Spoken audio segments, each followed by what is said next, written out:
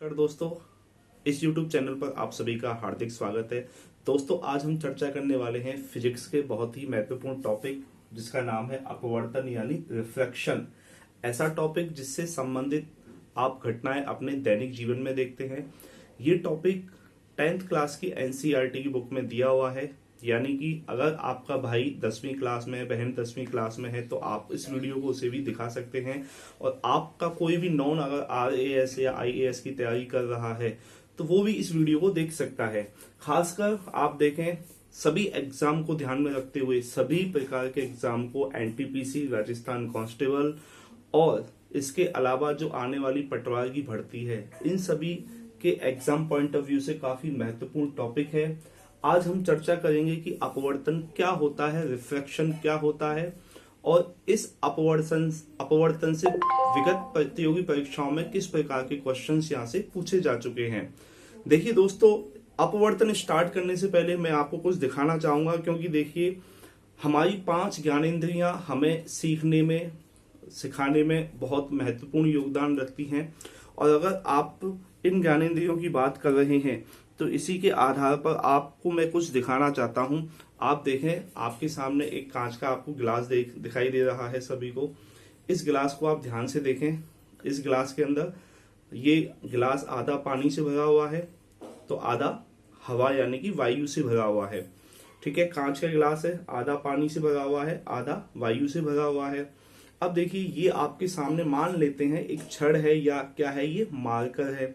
अभी आप देखेंगे जब इस छड़ या मार्कर को इस पानी के अंदर आप डुबोते हैं, इसके अंदर डुबोते हैं, तो आप देखेंगे आपको क्या अंतर दिखाई दे रहा है। आप अगर इसे गौर से देखें तो आप देखेंगे कि जो हिस्सा पानी के अंदर डूबा हुआ है वो थोड़ा सा आपको साइज में मोटा दिखाई दे रहा है। ठीक है, और जो हिस्सा बाहर निकला हुआ है वो थोड़ा सा पतला दिखाई दे रहा है, या आप देखें थोड़ा सा टेढ़ापन भी आपको दिखाई दे रहा है। इसके अलावा देखिए दूसरा पॉइंट देखें आप, दूसरा एक मैं और आपको एक आपको गिलास कांच का दिखाता हूं। आप देखिए, ये गिलास भी पानी से आधा भरा हुआ है, आधा वायु से भरा हुआ है, और ये आपके सामने क्या है, नींबू है। आप ध्यान से देखें, साइज देख लीजिए। अब इस नींबू को मैं इस पानी के अंदर डाल देता हूं। अब आपको कुछ अंतर समझ में आ रहा है इसमें।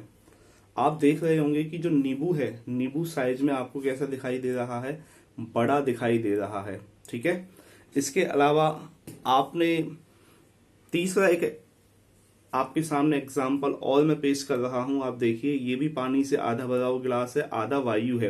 देखिए, अक्सर हमारे दिमाग में क्या आता है कि ये तो आधा खाली है, लेकिन यहाँ आपको विशेष ध्यान देना है कि आधा खाली नहीं है, आधा वायु से भरा हुआ है। आधा पानी तो आधा वायु। कितने माध्यम हो गए यहाँ पर? 2 माध्यम हो गए। ठीक है, अब देखिए, लेकिन आप इसे ऐसे देख रहे हैं, इस तरीके से देख रहे हैं आप, और आप इसे या फिर ऐसे भी देख सकते हैं। वैसे ही आप देखिए, आपके सामने एक ये सिक्का है, ये 5 रुपए का सिक्का है, और ये गिलास है। अब देखिए साइज में अंतर आप देखें, जैसे ही आप इस सिक्के को इस पानी के अंदर डालेंगे तो आप देख रहे हैं कि ये सिक्का थोड़ा सा साइज में आपको बड़ा दिखाई दे रहा है। तो कहने का मतलब मेरा ये हुआ कि इस प्रकार की जो घटनाएं हैं आपने अपने दैनिक जीवन में देखा होगा।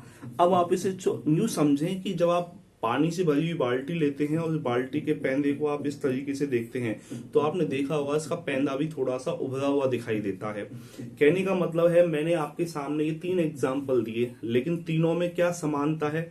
तीनों में समानता वही है। माध्यम कितने हैं? 2, जल है और क्या है, वायु है। ठीक है, अब आप इसे कनेक्ट कर सकते हैं जैसे पूल से, यानी कि स्विमिंग पूल, यानी कि तरण ताल जिसे बोला जाता है। आपने देखा होगा जब तरण ताल के किनारे आप खड़े होते हैं तो आपको उसका जो तल होता है, ठीक है, वो तल आपको कैसा दिखाई देता है? थोड़ा सा उभरा हुआ। या फिर हम यूं कहें कि तरण ताल की आपको गहराई कैसी दिखाई देती है? कम। जैसे ही आप उसके अंदर छलांग लगाते हैं पानी के अंदर तो आप महसूस करते हैं कि जितना आपको कम गहरा दिख रहा था उतना है नहीं, ज्यादा है गहराई में। होता है, नहीं होता? होता है। तो ये किस वजह से हुआ? इसका कारण क्या है? अपवर्तन। अभी मैंने आपको देखा कि आपने इस पानी के अंदर डूबी हुई छड़ को थोड़ा सा टेढ़ा या मुड़ा हुआ देखा था। ये कौन सी घटना पर आधारित है? अपवर्तन। आपने अभी पानी में डूबे हुए नींबू के साइज को बड़ा हुआ देखा। ये कौन सी घटना पर आधारित है? अपवर्तन। आपने अभी पानी के अंदर डूबे हुए सिक्के को साइज में बड़ा देखा, ये कौन सी घटना पर आधारित है? अपवर्तन।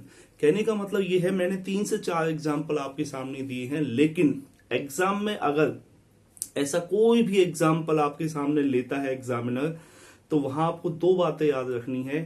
पहली बात यह है कि आपको क्या देखना है, आपको ये देखना है कि माध्यम कितने हैं, कितने माध्यम हैं। तो कम से कम आप याद रखें, अपवर्तन यानी रिफ्रैक्शन की घटना को देखने के लिए 2 माध्यम का होना अति आवश्यक है। शर्त क्या है इसकी दोस्तों? शर्त है इसकी 2 माध्यम, माध्यम यानी कि मीडियम, 2 माध्यम का होना क्या है? आवश्यक है।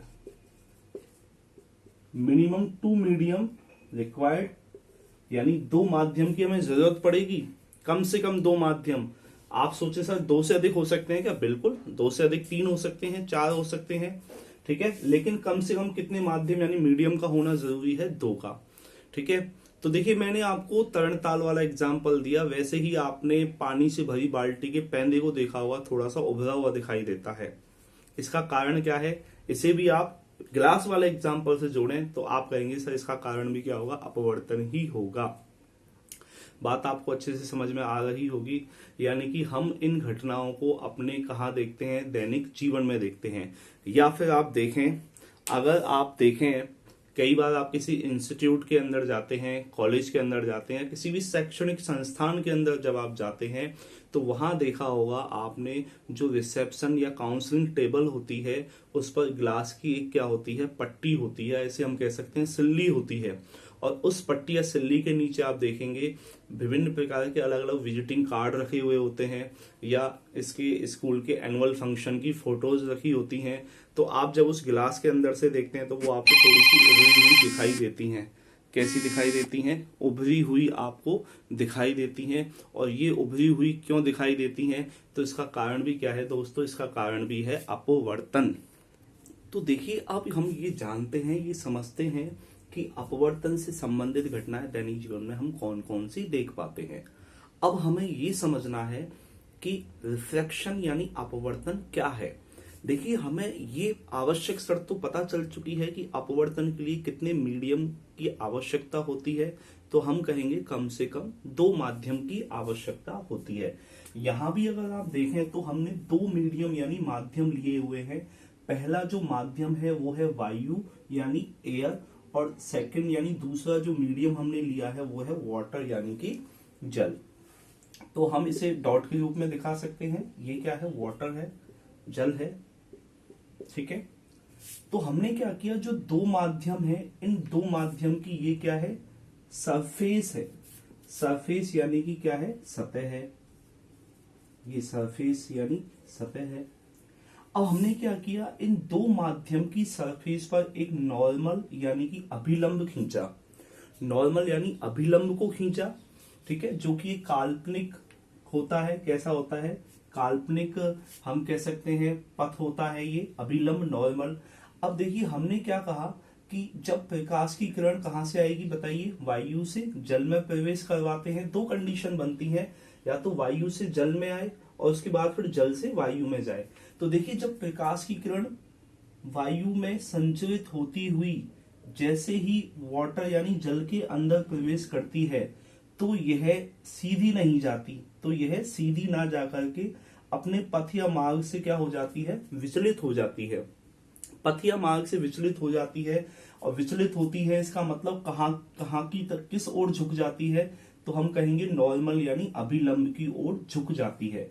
और यही घटना क्या कहलाती है? रिफ्रैक्शन यानी अपवर्तन। फिर से सुने, पिछली बार राजस्थान कांस्टेबल में और एनटीपीसी में ये क्वेश्चन आ चुका है इसकी परिभाषा से यानी डेफिनेशन से, कि जब प्रकाश की किरण एक माध्यम से दूसरे माध्यम में प्रवेश करती है तो वह अपने पथ या मार्ग से विचलित हो जाती है। इस घटना को हम क्या कहते हैं? तो आपका आंसर होगा अपवर्तन। क्या दोस्तों आपने कभी सोचा है कि ये अपने पथ या मार्ग से विचलित क्यों हुई? इसकी वजह होती है म्यू यानी कि अपवर्तनांक। अपवर्तनांक को हम यूं समझे कि हमें इसकी वजह ये समझना पड़ेगा कि वजह क्या है। तो वजह है इसमें इसकी जो चाल होती है वो चाल परिवर्तित होती है, क्योंकि हम जानते हैं कि निर्वात में प्रकाश की जो चाल होती है वो होती है 3 × 10⁸ मीटर पर सेकेंड, और वायु के अंदर जो प्रकाश की जो चाल होती है वो थोड़ा सा इससे कम होती है। अब आप कहेंगे सर हमें ये कैसे पता, तो इसके लिए हमें म्यू को समझना पड़ेगा, जिसे हम कहते हैं अपवर्तनांक यानी कि रिफ्रैक्टिव इंडेक्स। अपवर्तनांक एक ऐसी फिजिकल क्वांटिटी यानी भौतिक राशि है जो कि विमाहीन होती है। हम कहें विमाहीन होती है यानी जिसकी कोई यूनिट नहीं होती। पिछली बार राजस्थान कांस्टेबल में भी ये क्वेश्चन पूछा गया। विमाहीन होती है और हमें ये ज्ञात कर बताती है या ये ज्ञात करवाती है कि दो अगर माध्यम है तो उन माध्यमों में से सघन कौन सा है और विरल कौन सा है। सघन माध्यम उसे माना जाता है जिसमें प्रकाश की चाल क्या हो जाए, कम हो जाए।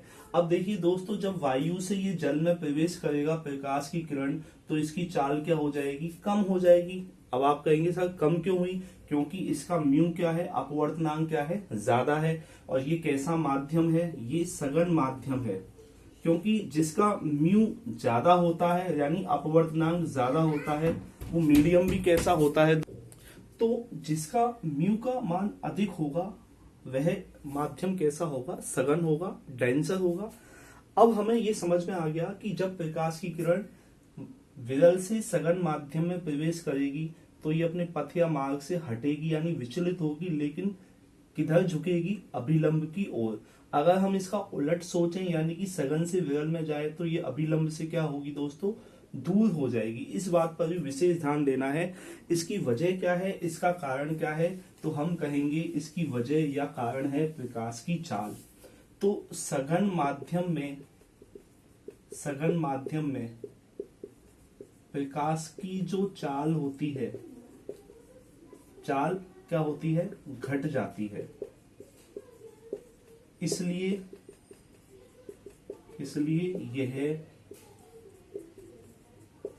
यह अभिलंब की ओर क्या होती है, झुक जाती है। और इसका अगर हम उलट सोचें, उलट यानी कि जब सघन से विरल में जाएगी तो हम क्या कहेंगे, प्रकाश की चाल क्या होगी, बढ़ जाती है, इसलिए अभिलंब से क्या होगी, दूर हट जाती है। ठीक है, तो इस तरीके से आपको चीजों को समझना पड़ेगा।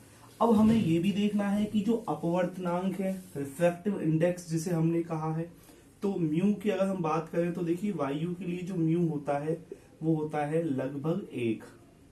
ठीक है, और अगर हम बात करें म्यू का मान, अगर हम बात करें जल के लिए, वाटर के लिए, तो होता है 1.33। अगर हम बात करें म्यू का मान कांच के लिए कितना होता है, तो 1.5 होता है। अगर हम बात करें म्यू का जो वैल्यू है, मान है, हीरा के लिए कितना होता है, 2.42 होता है। तो आप देखेंगे वायु की तुलना में जल कैसा माध्यम होगा, सघन। मैंने अभी आपको बताया कि म्यू का मान बढ़ेगा, इसका मतलब माध्यम कैसा होगा, पहले की तुलना में सघन होगा। तो यहाँ आप देखें वायु का जो म्यू का मान है वो 1 है, जल का कितना है, 1.33 है। इसका मतलब वायु की तुलना में जल कैसा माध्यम हुआ, सघन माध्यम हुआ। वैसे ही जल से अगर हम कांच की तुलना करें तो म्यू का मान किसका ज्यादा है, यहाँ पर कांच का है। तो इसका मतलब ये हुआ कि कांच कैसा माध्यम हुआ, जल की तुलना में सघन हुआ। और हीरा, इन सब में आप देखें, इन सब में यानी सबसे ज्यादा सघन हुआ किसमें, कौन सा माध्यम होगा, हीरा, क्योंकि इसके लिए म्यू का मान सबसे ज्यादा है। क्या दोस्तों आपके लिए क्वेश्चन ऐसे नहीं बना सकता कि जब प्रकाश की किरण वायु से जल, कांच और हीरा, इन तीनों में से गुजारा जाता है, चारों में से अलग अलग माध्यम है, इन चारों में से गुजारा जाता है या इन्हें संचरित करवाया जाता है प्रकाश की किरण को, तो प्रकाश की जो चाल है वो सबसे कम कौन से माध्यम में होगी। तो आप कहेंगे जो प्रकाश की जो चाल है वो सबसे कम कौन से माध्यम में होगी, तो आपका आंसर हो जाएगा हीरा में। और सबसे ज्यादा कौन से माध्यम में होगी, वायु में। तो हमें ये पता चला कि जो न्यू वेलोसिटी होती है, न्यू वेलोसिटी इसलिए बोला कि हम जानते हैं कि निर्वात में तो प्रकाश का वेग कितना होता है, निर्वात यानी वैक्यूम में प्रकाश का वेग कितना होता है, चाल कितनी होती है, 3 × 10⁸ मीटर पर सेकंड। लेकिन अब हमें निकालना है कि कांच में कितनी है, कांच में कितनी है, यानी कि नया वेग निकालना है, न्यू वेलोसिटी निकालनी है। तो इसका फॉर्मूला आप याद रखें, c अपॉन म्यू। तो न्यू वेलोसिटी हमें निकालनी है कौन से माध्यम में, कांच में। तो आप देखेंगे c की वैल्यू हम जानते हैं 3 इंटू 10⁸ मीटर पर सेकंड, और म्यू की वैल्यू हमें पता है 1.5। तो देखिए क्या आएगा आंसर, 2 इंटू 10⁸ मीटर पर सेकंड। तो हमें ये पता चल चुका है अब कि निर्वात में तो प्रकाश का वेग इतना था, लेकिन कांच में प्रकाश का वो जो वेग है, जो चाल है, वो कितनी होगी, 2 इंटू 10⁸ मीटर पर सेकंड होगी। यानी पहले की तुलना में क्या है, कम है। और इसकी वजह क्या है, अपवर्तनांक यानी कि रिफ्रैक्टिव इंडेक्स, यानी कि सघन माध्यम इसकी क्या है, वजह है। तो दोस्तों आज का वीडियो आपको अच्छे से समझ में आया होगा। अब आप सोच रहे होंगे सर इसकी मल्टीपल चॉइस क्वेश्चंस तो आपने बताए नहीं। तो मैं आपको वीडियो के स्टार्टिंग में ही बता चुका हूं। क्वेश्चन ऐसे पूछा जाएगा आपसे, पानी में डूबे हुए सिक्के का अपनी वास्तविक स्थिति से ऊपर उठा हुआ दिखाई देना, तो आपका आंसर होगा अपवर्तन। पानी में डूबी हुई पेंसिल का मुड़ा हुआ दिखाई देना, तो आपका आंसर होगा अपवर्तन। तरण ताल के किनारे खड़े व्यक्ति को उसकी गहराई कम दिखाई देना, तो आपका आंसर होगा अपवर्तन। या पानी से भरी बाल्टी के पैंदे का उभरा हुआ दिखाई देना, तो आपका आंसर होगा अपवर्तन। या आपसे क्वेश्चन पूछा जाए पानी में डूबे हुए सिक्के का या मछली का, देखिए सिक्के की जगह वो मछली ले सकता है। या तालाब के किनारे खड़े हुए व्यक्ति का उसके अंदर तैरते हुए जलीय जीव जंतुओं का अपनी वास्तविक स्थिति से ऊपर तैरते हुए दिखाई देना, तो भी आपका आंसर क्या होगा, अपवर्तन ही होगा। तो इसके अलावा एक पॉइंट और समझें आप कि रात्रि में तारों का टिमटिमाना। देखिए इस घटना को आप समझिए, हम पृथ्वी की सतह पर खड़े हुए हैं, हमारे चारों तरफ क्या है, वायुमंडल है, वायुमंडल है, लेकिन जो तारे हैं वो है अनंत दूरी में, अनंत दूरी पर यानी निर्वात पर। तो यहाँ पर आप देखें कि जो वायुमंडल होता है उसमें भी क्या होती है, अलग अलग वायुमंडलीय परतें होती है। तो अलग अलग वायु क्या बन जाते हैं, माध्यम बन जाते हैं, सघन विरल विरल सघन विरल सघन विरल। इस तरह से आप देखें बहुत सारे क्या होते हैं, माध्यम की क्या होती हैं, परतें। जैसे आप यूं समझें, ये सघन माध्यम, ये विरल माध्यम, ये सघन या ये विरल। तो इस तरीके से बहुत सारे माध्यम की परतें बनती है। जब प्रकाश की किरण आप तक पहुंचती है तो वो सीधी नहीं आते हुए बल्कि अपने पथ या मार्ग से विचलित होती हुई आती है, यानी कि अपवर्तित होती हुई आप तक पहुंचती है। और इस वजह से तारे आपको टिमटिमाते हुए दिखाई देते हैं। तो रात्रि में तारों का टिमटिमाना। इसके अलावा एक घटना और है, जब सूर्य उदय होता है और सूर्य अस्त होता है, तो उस समय तो आप लालिमा देखते हैं। लालिमा का दिखाई देना तो स्कैटरिंग है, प्रकीर्णन है, हम पढ़ चुके हैं पिछली क्लास में। लेकिन आपने ये देखा होगा कि उस समय सूरज का जो आकार होता है वो अपने वास्तविक आकार से थोड़ा सा आपको बड़ा दिखाई देता है। और इसके अलावा एक घटना और है, जब सूर्य उदय होता है तो उदय होने से, या हम यूं कहें कि जो उसकी वास्तविक स्थिति होती है ना, वास्तविक स्थिति, और एक होती है आभासी स्थिति, जो हमें आभास होता है, एक्चुअल में नहीं होता, उन दोनों में अंतर होता है। यानी कि जिस जगह आप सूर्य को देख रहे होते हैं वो उस जगह नहीं होता, बल्कि उससे थोड़ा सा नीचे होता है। वो अपवर्तन की वजह से आपको 2 मिनट पहले दिखाई दे जाता है। तो यानी सूर्य उदय से पहले और सूर्य अस्त के बाद भी, यानी कि सूर्य उदय होने से 2 मिनट पहले ही वो आपको दिखाई देता है और अस्त होने के बाद भी 2 मिनट तक वो आपको दिखाई देता रहता है। तो ये दोनों जो मैंने आपको यहाँ पर बातें की हैं, ये भी किससे संबंधित घटना है, अपवर्तन से। तो आपको याद रखना है, अपवर्तन के लिए 2 माध्यम का होना जरूरी है। दोनों माध्यम कभी भी समान नहीं होंगे। दोनों माध्यम कैसे होंगे, अलग अलग होंगे। एक जल है तो दूसरा कांच होगा, या वायु है तो जल होगा। ये आपको ध्यान रखना है। तो आज का वीडियो आपको समझ में आ गया होगा दोस्तों। और आगे से आप ध्यान रखें, अब जो हमारा वीडियो आएगा YouTube पर वो 8 बजे ना आकर के उसका जो समय रहेगा वो 11 बजे का रहेगा। सुबह 11 बजे हम अपलोड करेंगे, ये ध्यान रखें। और इस तरह के ही वीडियो आपको डेली मिलते रहेंगे। आप इस वीडियो को ज़्यादा से ज़्यादा लाइक करें, शेयर करें, और किसी प्रकार की अगर कोई भी आपके डाउट है तो कमेंट बॉक्स में जाकर के आप मुझे कमेंट कर सकते हैं। और आज के लिए इतना ही काफ़ी है। धन्यवाद।